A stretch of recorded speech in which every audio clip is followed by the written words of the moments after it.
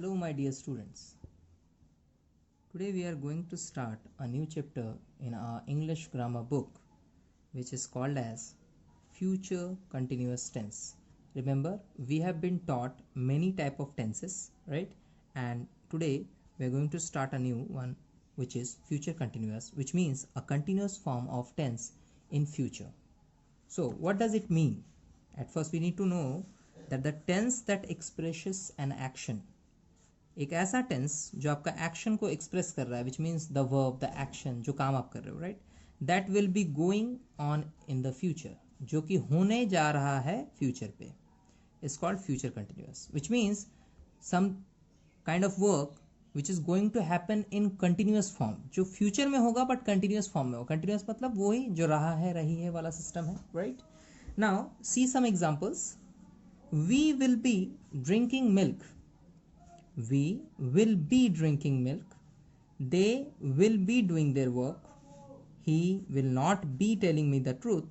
And will we be visiting the zoo on Sunday, right? So these are some examples which says that these are continuous form of tense as it has the ing form. Remember one thing, whatever I taught you one simple concept, that if something, when any tense you are going to read, the tense which is in ing, the verb which is in ing form actually express the continuous form of tense. अब continuous आपका present भी हो सकता है, it can be past, it can be future also, right? So whether it is future, past or present continuous, okay, you will use a ing form, which means drink का हो जाएगा drinking, do का doing, tell का telling, visit का visiting. So but ये चूंकि future continuous है, the future continuous मतलब फ्यूचर टेंस का पार्ट है. The future tense says that in any sentence you must use shall और विल. शैल और विल दोनों जगह यूज होता है, बट हम ऐसा नहीं लिखेंगे कि वी विल ड्रिंकिंग मिल्क. वहां पे एक वर्ड एडिशनल ऐड करना है, be, B E, be. Remember one thing, will के साथ बी लगा के फिर हम विल को कंप्लीट करेंगे. मतलब normal in simple future tense we always made sentences by adding shall or will. जैसे I will go to market, he will come to me, okay. so इस तरह से क्या होता है, will के साथ और कुछ नहीं लगता था, राइट, बट यहाँ पे will के साथ be लगेगा. so we will be, they will be, he will not be. यहाँ पे not मतलब नेगेटिव सेंटेंस है, थर्ड प्लेस पे not लगा है. अगर यहाँ पे भी ये not नहीं रहेगा तो he will be हो जाएगा, right. Now will we be, ये इंट्रोगेटिव सेंटेंस है. रिमेंबर इंट्रोगेटिव सेंटेंस का आइडेंटिफिकेशन क्या है, there will be a punctuation mark which is called as question mark at the end of the sentence, right. Now we will be drinking, will be हम दोबारा बोल रहे हैं कि विल के साथ बी, इसका मतलब शैल लगेगा तो शैल के साथ भी बी लगेगा, राइट. ओके, बी के बाद क्या लिख रहे हैं हम, as the continuous form says that every verb should be in I N G form. I N G मतलब ड्रिंक का ड्रिंकिंग, प्ले का प्लेइंग, स्लीप का स्लीपिंग. उसी तरह आपको यहाँ पे विल बी के साथ आईएनजी वाला फॉर्म ऐड करते जाना है. That's why this particular will be and drinking, these two words have been given here as in blue highlighted, right. Blue highlighter में किया हुआ है कि we will be drinking, they will be doing, he will not be telling. Negative बनाएंगे तो not डाल देंगे. Will we be, will we इधर आ जाएगा, सॉरी विल इधर आ जाएगा, वी इधर आ जाएगा, तो ये इंट्रोगेटिव भी बन जाता है. So these are future continuous tense example. Now we will see one by one कैसे सेंटेंसेस को फॉर्म करते हैं, right. So let's see in the video कि कैसे हम इसको, थ्री टाइप्स ऑफ सेंटेंसेस हम लोग पढ़े हैं ना. एक होता है positive, second one is negative and the third one is interrogative. So how can the sentences are form in these three types of sentences under positive, negative and interrogative, we will get to know, right. So at first we need to know one thing which is very important, कि will या shall के साथ B लगेगा in every structure, right. और हमारा verb जो है वो आईएनजी फॉर्म में रहेगा, ठीक है. So my dear students, open your copy, write down the class work date of today and give a heading of this chapter title which is future continuous tense. I am going to explain you how the sentences are formed in three different types like positive, negative and interrogative, right. Now see here my dear students, you will write types of sentences under future continuous tense. Types of sentences under future continuous tense. So how many tenses? Can be formed. First one is positive sentences. Positive किस में होता है? जब हम simply उस tense को follow करते हैं जो बेसिक स्ट्रक्चर होता है टेंस का, राइट.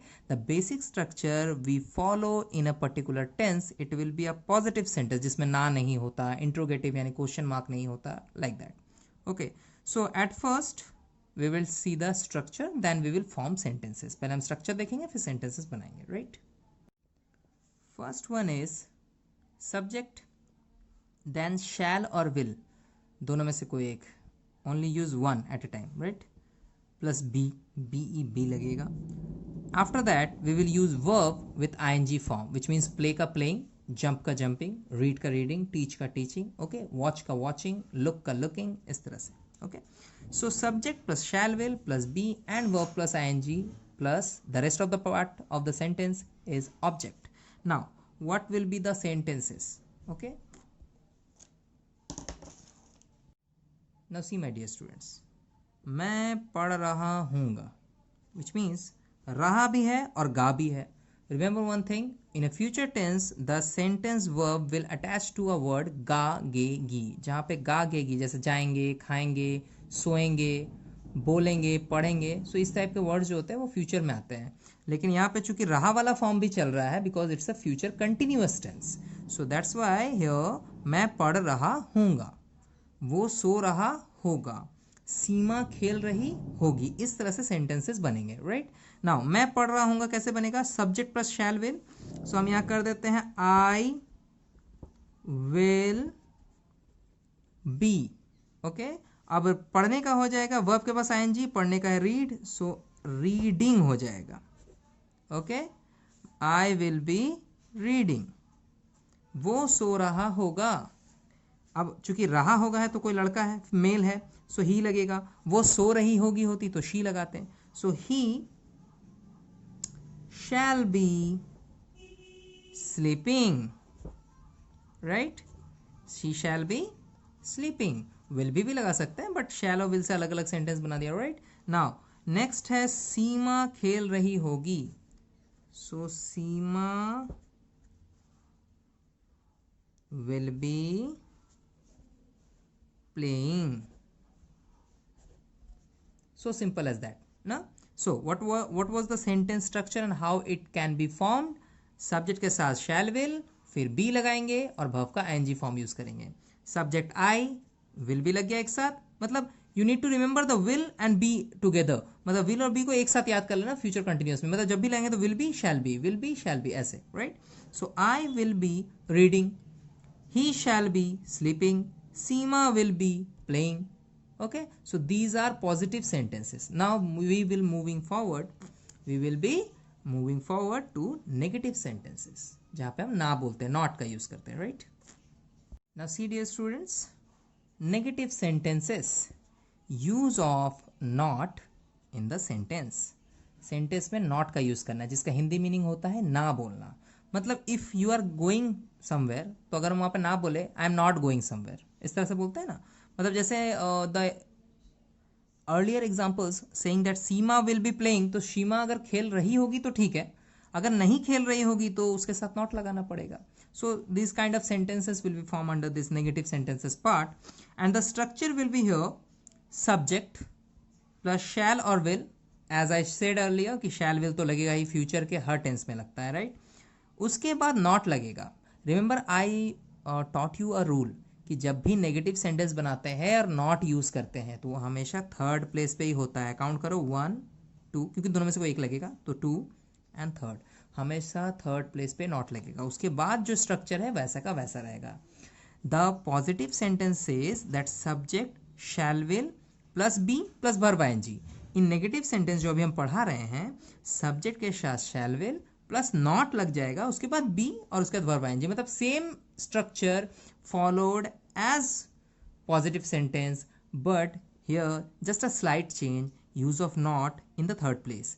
थर्ड प्लेस पे आपको नॉट लगा देना है, विच मीन्स यहाँ से अगर हम सेंटेंस बनाए कि सीमा विल बी प्लेइंग, तो थर्ड प्लेस कौन सा होगा? 1 2, यहाँ लगेगा Seema will not be playing.